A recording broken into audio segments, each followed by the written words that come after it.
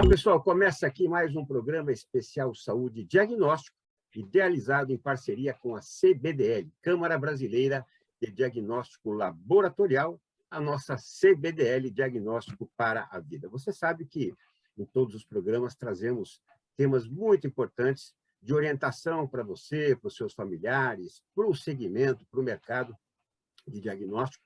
E hoje não é diferente. Um tema muito importante. Nós temos acompanhado as notícias mais recentes envolvendo a situação da Covid e, principalmente, né, também a saúde pública, como ela está bastante tumultuada em relação, né, à busca por atendimento, em especial por testes. E a discussão que vem, então, é justamente sobre o autoteste, para que as pessoas possam, tentando sair um pouquinho desta situação do mercado, poder fazer esse teste, esse autoteste, então, e determinar se tem ou não, esperamos que não, no caso, a doença. Hoje temos convidados muito especiais e quem vai dar as boas-vindas a eles é o nosso presidente executivo da CBDL, Carlos Eduardo Gouveia. Tudo bem, Carlos? Tudo bem, Elias. Muito obrigado. É um prazer estar aqui com você, principalmente com tão brilhantes atores aqui do mercado de saúde. Hoje teremos aí a grande satisfação de compartilhar um pouco da experiência que cada um tem, seja do setor público, do setor privado, mercado laboratorial, academia, experiência no serviço público, como o Ministério da Saúde, na condução de políticas públicas voltadas aí para o nosso Brasil.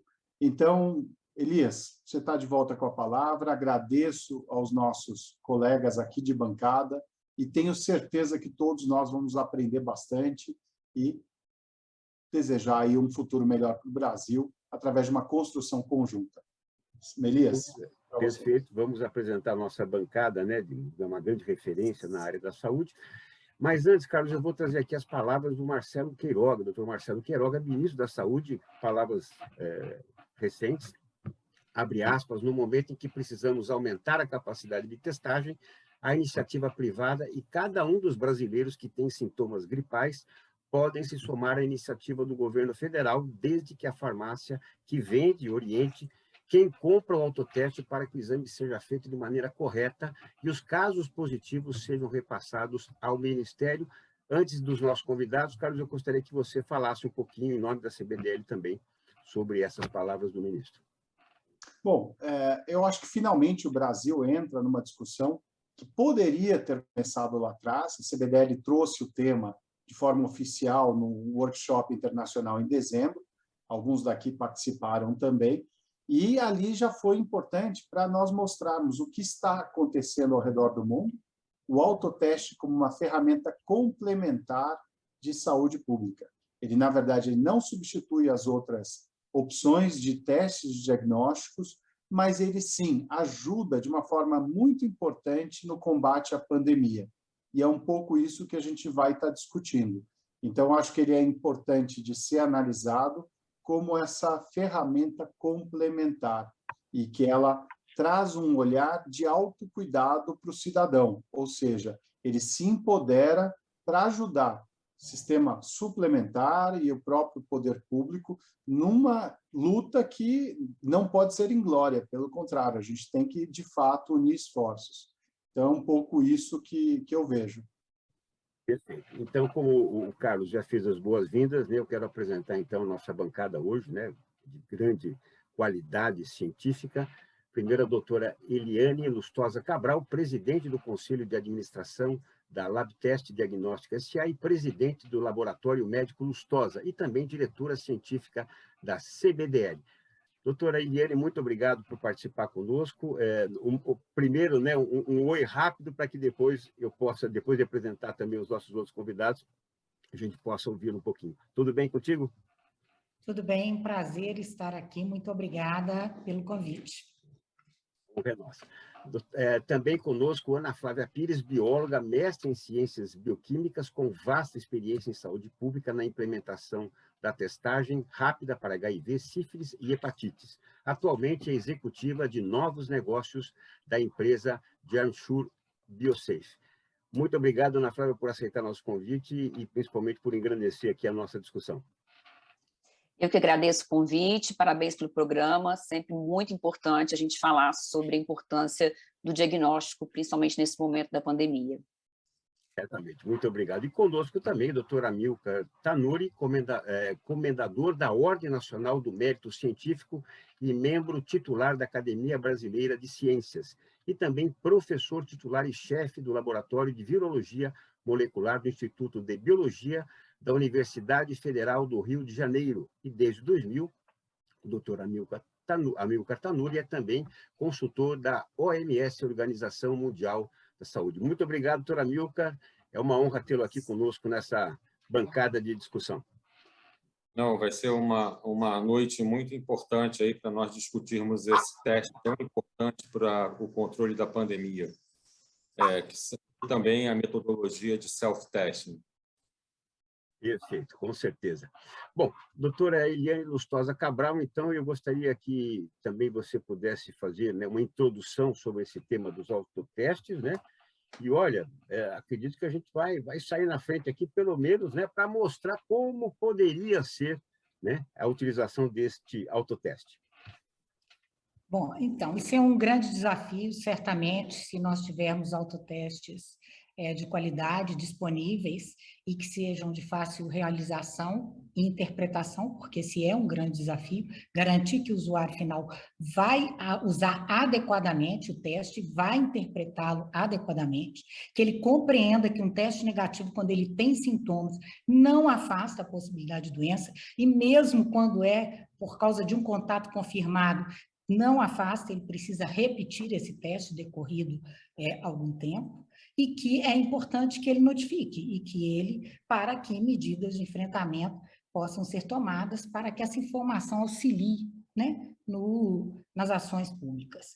Mas, então, é muito importante que o teste seja fácil de ser realizado. Então, hoje a gente, basicamente, o autoteste que é feito fora é feito na maioria das vezes, no material do nariz nasal, não é lá da nasofaringe, porque a colheita ela tem que ser simples. Em geral, o indivíduo vai usar um cotonete que vem, e ele vai usar esse cotonete, que ele vem fechadinho, e ele vai pegar, abrir o cotonete, passar numa narina, passar na outra narina, e aí depois ele vai colocar num frasquinho que tem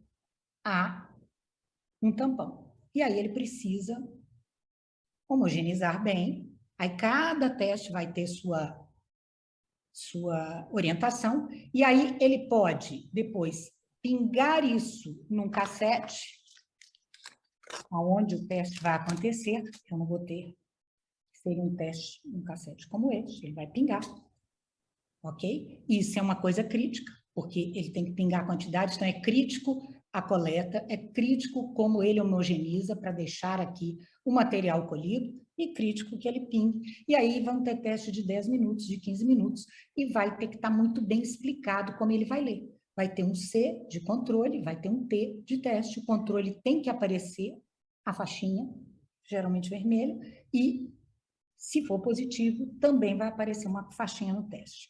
Outros testes vão ter, ao invés dele pingar no cassete, ele vai colocar a tira aqui dentro e vai esperar o tempo. E tem também um teste que a gente está propondo trazer, deixa eu conseguir abri-lo aqui, no qual o indivíduo, então o teste está aqui, ele abre, ele colhe o material, e uma vez colhido, ele volta com ele para cá. E espera 15 minutos, e ele vai poder ler o resultado aqui. Então, e neste caso, ele não tem a questão de fazer homogeneização adequada, o crítico é a coleta nasal, ele colocar adequadamente aqui, e ele esperar o resultado. Então, existem possibilidades de você propor testes que sejam de mais simples realização, porque, como eu disse, é crítico. Porque, veja bem, o país evoluiu imensamente em termos regulatórios, né, em termos de qualidade no laboratório, né, de maneira a garantir a segurança do paciente. Então, o autoteste ele pode ser um instrumento super importante, mas é preciso que a gente tenha todos esses aspectos contemplados, para que esse resultado ele seja positivo, né, que ele produza um outro resultado adequado, tanto para o enfrentamento quanto para a prevenção da doença. E antes da participação inicial da Ana Flávia, doutora Eliane, esses testes, eles podem detectar tanto no caso da Covid, quanto também da influenza? Poderia ter, mas eu não sei se não começa a complicar muito você ter combos, em que você poderia detectar Covid e influenza. Eu acho que, como hoje a pandemia ela é, né, Covid, eu acho que a gente deveria ter foco para ficar mais simples e a gente reduzir a possibilidade de problemas no procedimento e na interpretação. Porque eu acho que isso é o ponto crítico. Então, o ponto crítico é fazer o teste adequadamente, interpretar adequadamente, entender que um teste negativo não significa que o indivíduo está livre da doença. Vou para um encontro familiar, estou com coriza, faço o teste, deu negativo, eu vou. Mas se eu repetir, talvez em 36 horas, esse teste poderá estar positivo. Então, se você tem sintomas, você deve já procurar se isolar, não confraternizar, né? E também a questão da notificação, porque hoje o grande problema, eu entendo, para a Anvisa, é a lei, né, de 2015, em que doenças de notificação compulsória você não poderia realizar o autoteste. Né? Então, isso, e realmente, assim, quanto mais informação se tem, mais preparado, né, o poder público estará para o enfrentamento da doença. Perfeito. Carlos Gouveia, antes da participação inicial da Ana Flávia Pires, você gostaria de fazer alguma observação? Não, acho que é importante, a doutora Eliane trouxe aqui vários pontos críticos para o sucesso dessa nova empreitada. Sem sombra de dúvida, a educação é o ponto principal. Então, a gente hoje já conta com uma população que avançou muito em termos de saber lidar com novas tecnologias. O brasileiro, por natureza, é curioso, tanto que hoje a população, na verdade, ela é em número absoluto menor do que o número de celulares, e os celulares disponíveis com seus aplicativos, smartphones, etc., eles trazem muitas novidades, e as pessoas têm uma facilidade natural em lidar com isso. E aí sai não só de um Instagram, com esse TikTok, Reels, etc., e passa por dispositivos bancários, onde você pode fazer transações internacionais a partir de um celular, por exemplo, e passa até mesmo pela declaração de imposto de renda. Então, eu acho que a educação ela é fundamental, mas o teste, para ser aprovado e levado ao mercado, se a gente seguir o exemplo da próprio autoteste HIV, ele vai passar, obviamente, por uma necessidade que a indústria prove que o seu uso é amigável, é fácil o uso. Acho que o Amilcar tem contribuição aqui também a dar. Só um minutinho, Amilcar. Em relação a isso, a empresa também está propondo um app, em que você pode fotografar o resultado e você pode conferir se o teste está ok, o resultado dele, e também automaticamente fazer a notificação da realização, né? O indivíduo tem que pôr o CPF, o nome, e da realização e o resultado que foi obtido. Isso é importante, a comunicação. É só um detalhe técnico sobre o teste de antígeno, que nosso grupo está publicando na UFRJ, é que você ter um teste de antígeno para COVID mostra que você está infeccioso. Ele é muito mais assertivo que o PCR, porque você pode ter um PCR positivo, mas com pouquíssimo vírus, e ele já não é mais infeccioso. Já você ter um antígeno positivo, você tem 8 vezes mais chance de transmitir do que quando você tem um antígeno negativo e o PCR positivo. Quando você tem os dois testes positivos, o antígeno e PCR, você tem 8 vezes mais chance de transmitir o vírus do que somente o PCR. Então, o teste de antígeno também marca a fase infecciosa da doença. Enfim, eu acho que é um dado... Que é o que a gente está procurando, né? Isso é um dado muito importante, que muda o foco um pouco só da questão de vigilância, né? Ou de ação para o governo. Isso é um dado super importante, né? Para o controle da doença. né? Não só para vigilância epidemiológica. Então, isso é um fato e acho que a gente deve realçar. Por isso a importância do teste. Outra coisa é o resultado na hora, né?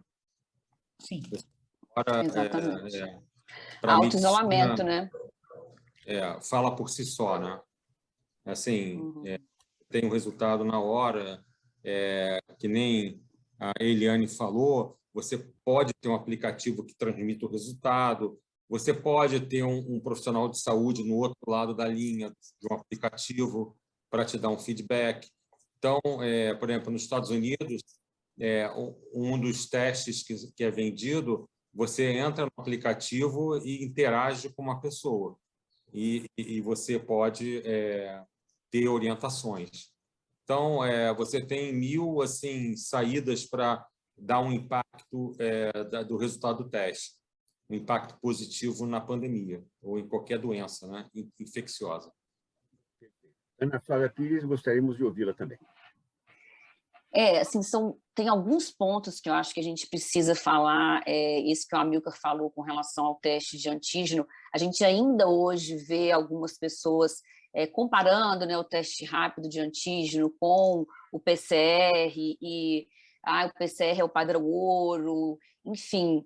Mas a gente precisa ter um olhar para um teste que traz um resultado na hora, e que dá acesso à população, né? E que sim tem uma sensibilidade suficiente para dizer se aquela pessoa está naquele momento transmitindo o vírus. É disso que a gente está falando. E a gente precisa lembrar que todo teste tem janela e que o teste ele é um apoio ao diagnóstico. A gente não pode cobrar de um teste mais do que você cobra até de um teste que está dentro de um laboratório, né? O teste é um apoio ao diagnóstico, é isso que a Eliana falou. Se a pessoa está com sintoma e ela fez um teste, esse teste deu negativo, ela precisa entender o que está acontecendo ali. E isso é para qualquer teste. Se você fizer um teste de PCR e ele der negativo e você teve contato ontem, ele pode dar um falso negativo. Então, como a gente está numa pandemia, eu costumo dizer que a gente vai estar sempre em janela. Quem não se encontrou com alguém ontem? Não tem como mais. A gente já vive, nós vamos viver em eterna janela. Então, o que a gente precisa, que eu vejo do Ministério da Saúde, né, quando a Anvisa cobra de políticas públicas para se utilizar um autoteste, o que eu acho que a gente precisa é que as pessoas precisam entender quando elas devem se testar. Porque eu estou convencida, e o uso do autoteste de HIV no Brasil, ele já mostrou isso, assim, as pessoas têm capacidade de realizar um autoteste. Vamos lembrar que uma pessoa compra um antibiótico em pó na farmácia, e ela tem que colocar 5 ml de água e diluir aquele antibiótico, né? Ninguém pergunta para a pessoa se aquela pessoa sabe o que são 5 ml de água ou não. Vamos lembrar que os idosos, eles aplicam insulina em casa com aquela caneta automática em que tem que medir lá 0,75. Então, assim, às vezes a gente entra numa coisa de uma discussão né, que as pessoas não seriam capazes, mas, na verdade, a gente tem um teste ali, inclusive, né, como esse que a Eliana mostrou, cada vez mais amigável, que as pessoas conseguem, sim, utilizar. Então, o que eu vejo que a gente precisa, muito importante para a liberação do autoteste, é que as pessoas saibam quando elas devem se testar. A gente deve se testar agora o tempo todo, né? Vivemos numa pandemia e agora, com o pico de infecção que estamos tendo, então, é super importante. E um outro ponto importante que eu vejo que a gente precisa discutir um pouco mais é quando a gente fala da questão da vigilância. No Brasil, a gente usa muito os dados da assistência para fazer vigilância em saúde, né? Então, nós temos a Secretaria de Atenção em Saúde e a gente tem a Secretaria de Vigilância em Saúde. A vigilância, ela precisa vir na frente. A vigilância é aquela que vigia, né? Aquela que olha e fala assim, olha, nós temos um estudo, a gente está monitorando e está vendo que os casos estão aumentando. Para ela avisar a assistência de que aquele hospital vai encher, de que aquela unidade básica de saúde vai encher, porque ela está monitorando. A gente não pode barrar um produto que é assistência, como é o autoteste, é um teste de assistência à saúde, é um autocuidado, porque talvez a gente vá perder algum dado de vigilância. A vigilância ela precisa ter os instrumentos dela de vigiar, né, de como tomar conta daqueles dados. E digo isso mesmo sabendo que sim, a gente pode ter aplicativo, que a gente pode ter um profissional do outro lado, que a gente pode ter a pessoa auto-informando lá que fez o resultado. Então, hoje, a gente está muito coberto para qualquer questão que venha contra o autoteste. Eu vejo hoje que a gente tem muitas respostas para dar, mostrando toda a segurança e a necessidade desse produto hoje nas farmácias. Perfeito. Doutora Amilcar Tanuri, você já fez agregou, né, em relação à doutora Eliane, mas em relação ao OMS também, né? Como a OMS se posiciona em relação ao autoteste? Então, a OMS é favorável ao autoteste também, né? Embora a OMS tenha puxado muito a questão, até pela falta de teste no nível mundial, de não se abusar de testes, etc., eles têm uma posição mais conservadora, né? Em relação a... Mas, assim, é a única maneira de você testar em massa, né? Assim, eu acho que a OMS também apoia o autoteste, no sentido de que a Ana falou, do sentido de bloqueio mesmo, né? Porque, veja bem, se uma pessoa com teste de antígeno positivo, né, ela é 8 vezes mais infecciosa com um teste negativo, que vacina dessa processão para você? Então, se você testar com autoteste e ficar isolado, se você é positivo, você está evitando a transmissão do vírus para não sei quantas dezenas de pessoas. E quanto mais cedo você souber que você tem o vírus, melhor. Porque se você tem sintoma, vai para uma fila para testar.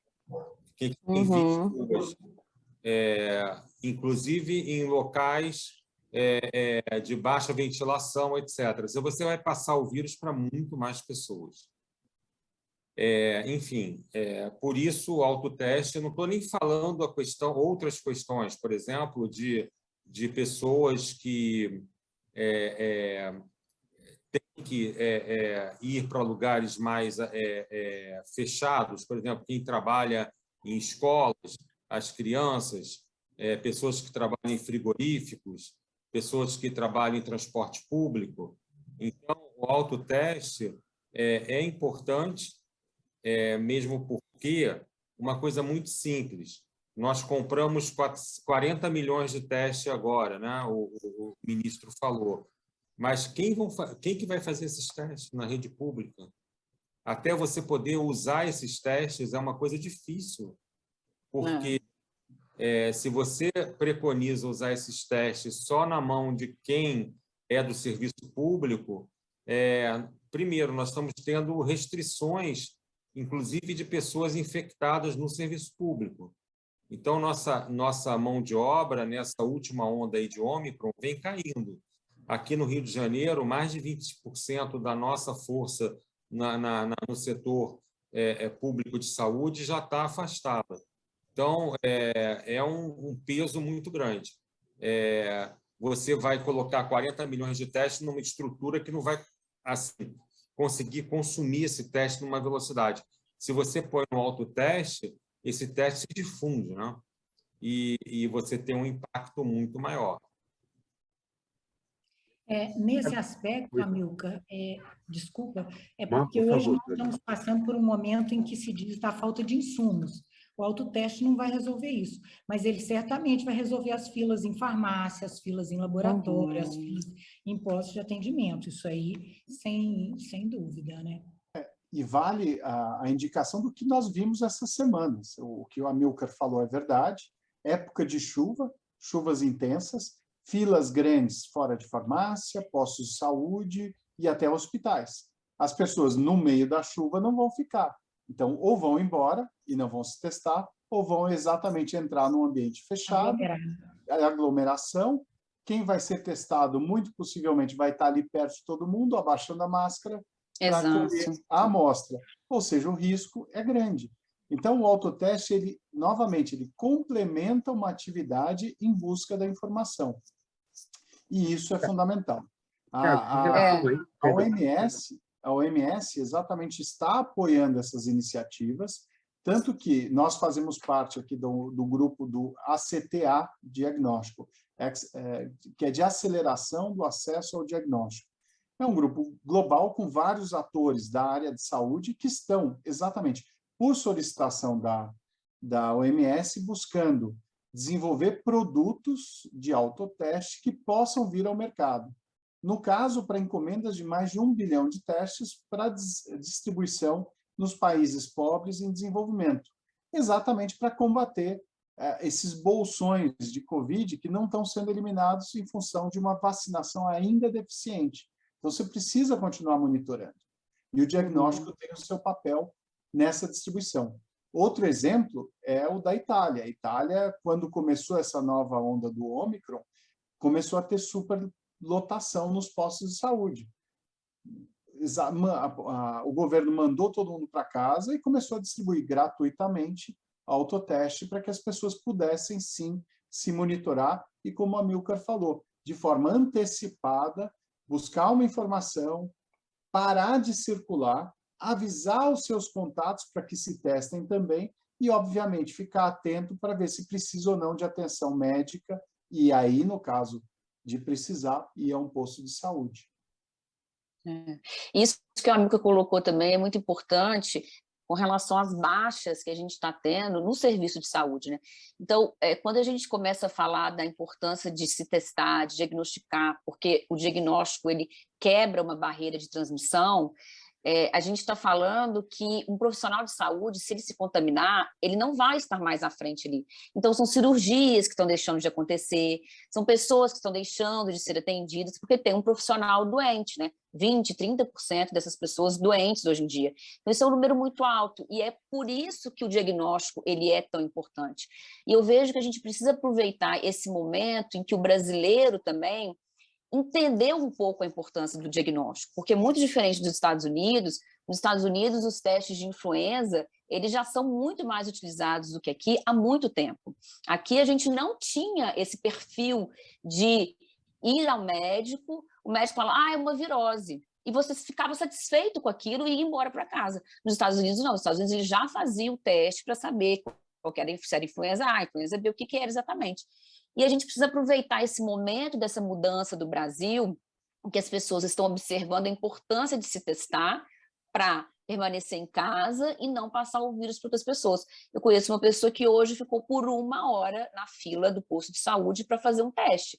Então, assim, eu parabenizei a pessoa, falei, pô, legal, você realmente viu que é importante você diagnosticar, porque se você tiver positivo, você precisa ficar em casa. Então, eu acho que até essa mudança de comportamento do brasileiro, a gente precisa estar atento a isso para efetivamente colocar os autotestes nas farmácias e fazer uma política pública que realmente mude o rumo dessa pandemia.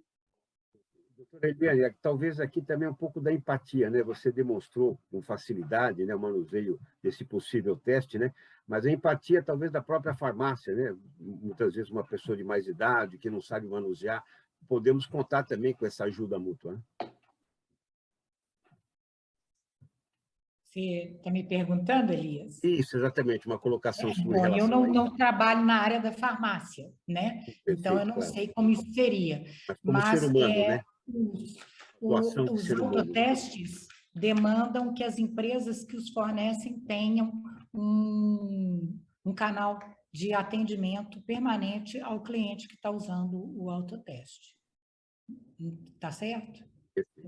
Doutora Amilcar, a área da saúde também aí, né, na sua região, também ela está bastante sufocada em relação a esse tema. Como é que está no seu olhar local? Para você ter uma ideia, a UFRJ tem um centro de testagem. No final de dezembro, nós estávamos testando basicamente 20 a 40 pessoas por dia. Quando virou o ano, começou a elevar e ontem foram 540 indivíduos serem testados. Só para você ter uma ideia, né? E no Rio há uma falta de testes até agora, né? Embora o município tenha conseguido um bom número de testes, mas quanto mais você coloca, mais tem gente, porque o vírus está circulando numa velocidade muito grande. É uma velocidade que a gente não consegue acompanhar.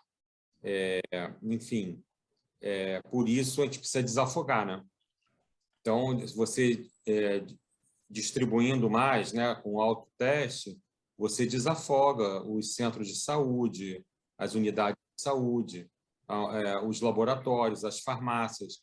Então, eu penso que é uma atitude muito inteligente, né, a utilização do autoteste.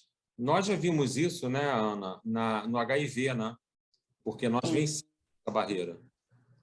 No HIV, essa barreira foi vencida e as avaliações que nós temos são muito favoráveis. O teste foi colocado como autoteste e a precisão e a sensibilidade não variou muito. Quer dizer, quem se diagnostica no autoteste confirma depois nos outros testes. Então, eu acho que nós temos uma experiência boa de autoteste já no Brasil. Então, esse do HIV, inclusive, dados, né, que foram mostrados agora nesse workshop que o Carlos comentou, que a gente participou em dezembro, mostrou a importância do autoteste para HIV na pandemia, porque naquele momento em que as pessoas não podiam sair de casa para se testar, foi o momento que o Ministério mais distribuiu autotestes. Ou seja, as pessoas que, né, os grupos que precisam se testar, que estão mais aí vulneráveis à contaminação pelo vírus, eles continuaram se testando. Então, até nisso, a gente viu vantagem em ter implementado uma política pública como o autoteste do HIV, quando ele foi implementado. Carlos, como a CBDL hoje está se posicionando perante a Anvisa, que acredito, né, que será a entidade que deva, né, nos autorizar, e eu conversei com muitos amigos que estão na NRF, que você conhece também, a maior feira de varejo realizada em Nova York, né, e é um país onde o autoteste é permitido. Então, como é que a CBDL está se posicionando perante a Anvisa? A CBDL ela é favorável ao teste de diagnóstico precoce e preciso como melhor ferramenta para, de fato, trazer o acesso a uma terapia mais eficaz. E eu quero lembrar aqui que não existe bala de prata em diagnóstico. Na verdade, existem, sim, várias opções, várias ferramentas que se complementam. E é importante saber que nenhuma delas substitui as outras existentes. Elas ajudam a trazer essa informação o mais rápido possível. Ainda mais que 70% das decisões médicas se lastreiam num diagnóstico. Então, o que a CBDL está trazendo é evidência de utilização ao redor do mundo, experiências internacionais, a experiência da indústria, que hoje, e no caso do Covid, fez um trabalho assim fenomenal. Em poucos meses, ela conseguiu trazer alternativas que durariam, normalmente, para pesquisa, desenvolvimento e lançamento, anos. Então, em poucos meses, foram anos de trabalho. É impressionante. E no caso do teste de antígeno, o teste rápido, como a Amilcar indicou, ele veio para o mercado e já se aperfeiçoou bastante a ponto de ter uma boa correlação com o método de PCR, que é considerado o padrão ouro, mas o fato é que ele consegue, em poucos minutos, dar um resultado que economiza muito tempo e muito recurso para a saúde pública. Ele, de novo, ele não substitui o PCR, mas ele dá uma grande vantagem.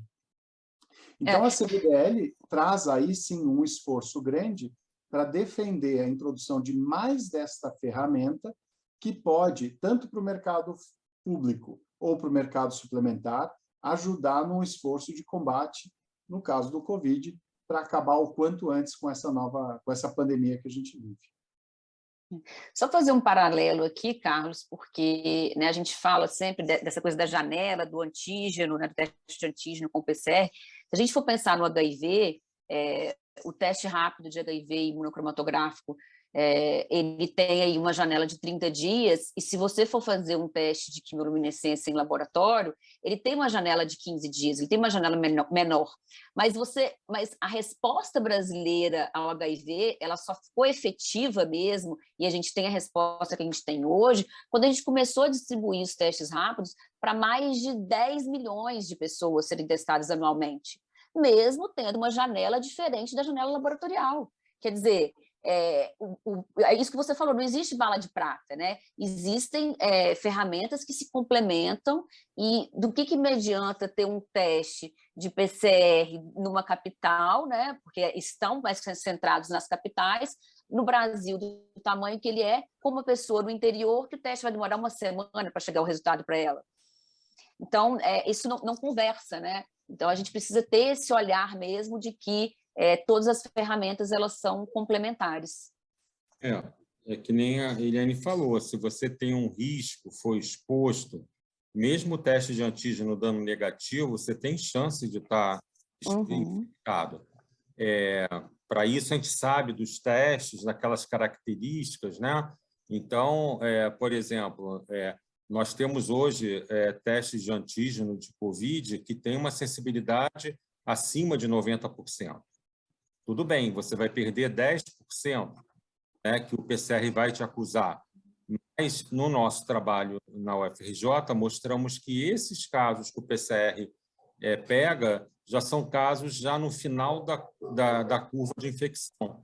Então, enfim, nós temos vantagem, sim, em testar o antígeno. Mas ele não é a bala de prata, que nem o Carlos falou. Porém, é uma boa ferramenta. A gente não pode desprezar o teste de antígeno. Porque logo que ele saiu, o pessoal meio desdenhou, né, Carlos? Foi assim, meio... aí começou assim, não, mas tem que ser PCR, eu não sei. Aí começou a discussão toda, né? E, enfim. No nosso grupo lá da UFRJ, desde junho de 2020, nós ficamos assim muito animados com o teste de antígeno, porque ajudava a gente na clínica, ajudava lá no diagnóstico. Então, todo mundo gostou do teste, embora alguns casos tenham que ser resolvidos por PCR. A maioria, ele te dá uma boa orientação, o teste de antígeno. A grande vantagem de você ter essa precocidade no resultado é você poder, de fato, tratar rapidamente.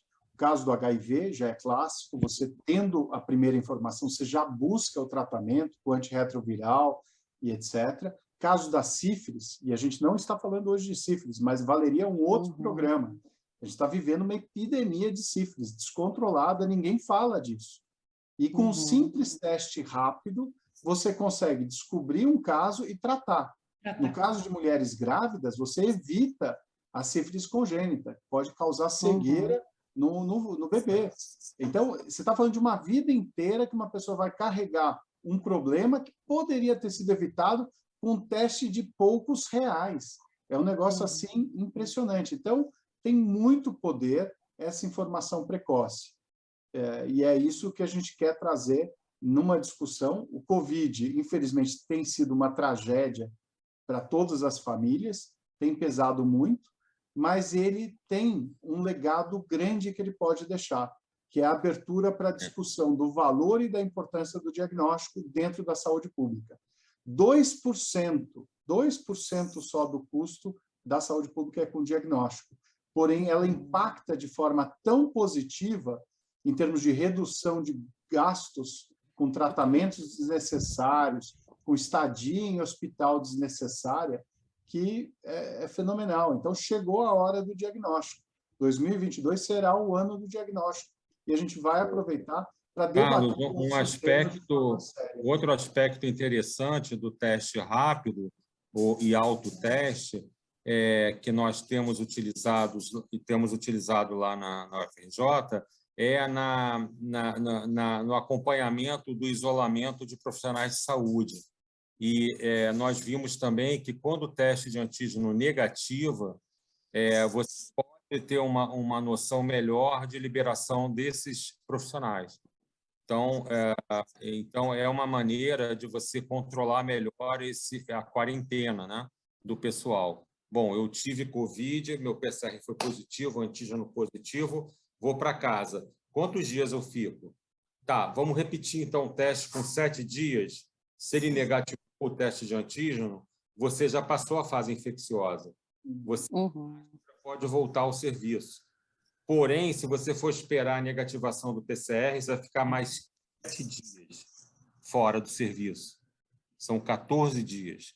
Isso é um impacto muito grande no tratamento. Você viu que na França, nessa última onda, eles estavam deixando o pessoal atender com Covid, né? Os profissionais de saúde. Eles estavam positivos e iam lá para a linha de frente atender, porque era melhor eles estarem lá com Covid, atendendo o pessoal, do que sem eles, que aí não teria atendimento. Então, isso também é uma coisa importante do teste rápido, né? Então, isso pode ajudar a gente muito, né? Doutora Eliane, por favor, isso, por favor.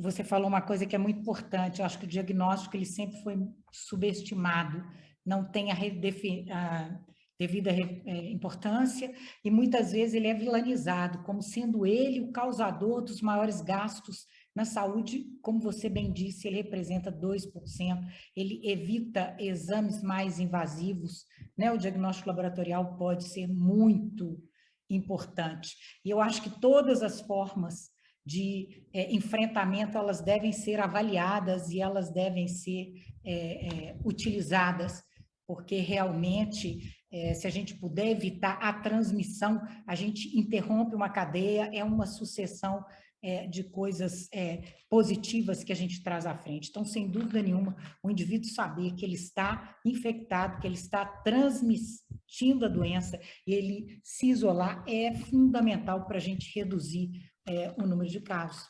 Né? Aconteceu porque todo mundo aglomerou mesmo no final do ano, e essa cepa é mais transmissível, juntou as duas coisas, então agora a gente precisa rapidamente, né, tomar medidas para impedir esse aumento da transmissão e que novas cepas, né, não apareçam com características mais graves na doença, né? Então, este é o ano do diagnóstico. Eu espero, finalmente, o diagnóstico seja reconhecido, o diagnóstico laboratorial, como uma importante arma para a gente poder lidar com a saúde, né? Bom, a discussão aqui ela é bastante extensa, né? Não é só a rede pública, como o Carlos trouxe também, né? O Albert Einstein, o tal Albert Einstein também passando, né, por um sufoco ali em relação ao número de pessoas que tem buscado. A doutora Eliane também, como presidente do Laboratório Médico Lustosa, deve estar vivendo isso, né, com essa busca incessante. 20% menos de gente por causa de Covid e mais de 20 vezes o número de, como lá, o professor Amilcar, mesma situação. Então, seria importante que a doutora Eliane, Ana Flávia e a doutora Amilcar, e depois do Carlos Eduardo, também pudessem, então, né, nessa despedida, vamos dizer assim, passar um pouco de uma mensagem, principalmente, né, algumas orientações, alguns alertas importantes para a população, como a doutora Eliane trouxe, né, estamos pagando talvez um preço de uma aglomeração em hora errada, então gostaria que, começando pela Ana Flávia, pudesse passar, então, algumas orientações aí para quem nos acompanha. A gente está em 2022, né, segundo mais um ano de pandemia. A gente viveu, né, como o Carlos colocou, né, meu quadro aqui atrás mostrando o que a gente viveu aí, né, nesse ano, né, nesse finalzinho de 2021 para 2022. Eu vejo que assim a gente está vivendo um pico ainda nos grandes centros, posso até estar enganada, mas pelo que eu tenho acompanhado, né, e esse é o movimento, né, do vírus, ele vai interiorizando, e a gente ainda dá tempo da gente conseguir frear e não ter um colapso da saúde nas próximas semanas, né? Porque é isso que a gente está vislumbrando, infelizmente. Nós, como profissionais de saúde, a gente acaba sendo visto como as pessoas que trazem as más notícias, né? Como a doutora Eliane colocou, do diagnóstico, né? Como se o diagnóstico fosse o culpado por isso. O profissional de saúde, nós pesquisadores, a gente como antevê muitas vezes alguma coisa, a gente acaba sendo visto como, vocês estão sendo, né, não está pensar positivo, mas não é isso, é porque o movimento que acontece do vírus, ele é esse, né? Então, que quando, com esse avanço, né, da pandemia para o interior, agora da Ômicron, que a gente consiga ter realmente um poder de testagem maior para impedir que um colapso na saúde aconteça. Doutora Amilcar Tanuri, mais algum ponto que você gostaria de abordar? Não, acho que essa discussão toda só colocou luz na questão de testar, né? Então, essa nova onda aí da Ômicron mostrou duas coisas importantes. Essa cepa encontrou a população brasileira bem imunizada, de uma certa forma, e já tendo vivido outras infecções com outros variantes. Então, a gente criou uma imunidade, uma barreira imune muito boa, mas a gente não deve dar chance para o vírus. Então, a ordem é vacinar, testar e se proteger, para que o vírus não circule livremente. É isso que eu vou falar. E se esse programa for também para pais e mães, vamos vacinar nossas crianças. Elas merecem, tá? Inclusive para auxiliar e acelerar a normalidade nas escolas, porque elas já foram muito prejudicadas nessa pandemia. Então, vamos colocar as crianças de volta na escola, de uma maneira segura. Perfeito. Doutora Eliane Lustosa Cabral, mais algum ponto que você gostaria de abordar? E também eu deixar... acho que foi tudo dito aí. Realmente, eu acho que vacinar, né? Testar, eu acho que testar é muito importante, o diagnóstico, né, precoce, para que o indivíduo possa tomar as medidas adequadas para não transmitir, são fundamentais. Então, todo mundo tem que ter muita responsabilidade nesse momento. Se você tem sintoma, não tem acesso ao teste, não saia, né? Se você tem acesso ao teste, teste. Mas cada um de nós tem um papel para reduzir, né, a transmissão, tentar, né, vamos dizer, mitigar essas questões aí dessa pandemia. Cada um tem esse poder, eu acho, individualmente e aonde está, com as pessoas com quem convive. Então, muita responsabilidade agora. Muito bom, muito bom.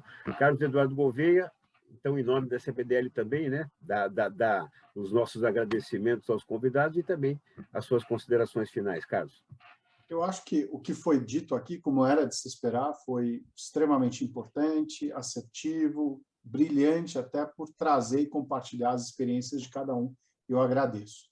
Em nome da indústria, o que eu digo que é importantíssimo continuar testando, confiem no setor. Nós estamos trabalhando diuturnamente para repor esses estoques que nós vimos se esvaírem agora no final e começo desse ano. Então, isso é um fato momentâneo e que é totalmente contrário à previsão que a gente tinha. Foi a tempestade perfeita. Combinação de H3N2, uma gripe fora de hora, com essa variante mais infecciosa, que foi a Ômicron, que é a Ômicron. Então, os estoques do mercado, de uma forma geral, baixaram, porém não acabaram.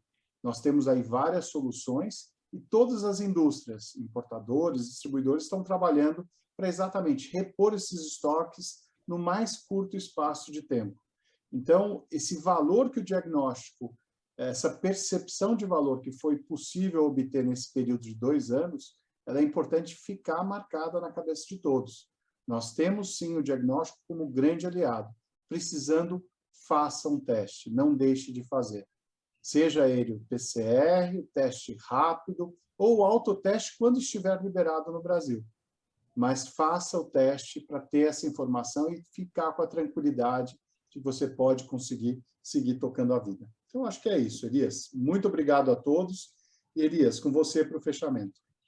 Agradecemos, então, em nome da CBDL, do Carlos Eduardo Gouveia e do Programa Especial Saúde Diagnóstico, a rica participação da doutora Eliane Lustosa Cabral, da Ana Flávia Pires, do doutor Amilcar Tanuri, do nosso programa, uma discussão de altíssimo nível que certamente servirá, né, para uma maior orientação, né, sua e principalmente para que você possa também compartilhar um pouco daquilo que aprendeu, que conheceu hoje aqui com as pessoas que você conhece. Obrigado pela participação, até o próximo programa, inscreva-se no canal e até o próximo programa especial Saúde Diagnóstico. Obrigado, pessoal. Até a próxima. Tchau, Obrigado também. Obrigada.